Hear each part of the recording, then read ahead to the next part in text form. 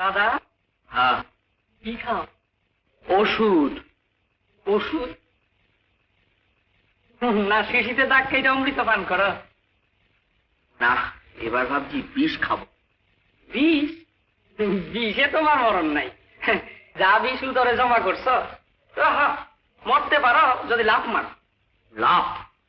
5 তলার ছাদ থেকে 1 লাফে নিচে। দাদার এবার মরণই ভালো, যা দেনা করেছে না। যা, দাদার আবার দেনা করে কমিশন লয়। বড় লোক আত্মীয়ের থেকে বেকার থাকনের কমিশন লয়। বেকার কি রে? বেকার কি? আমার সঙ্গে ফাইজারি করবি না, জানিস?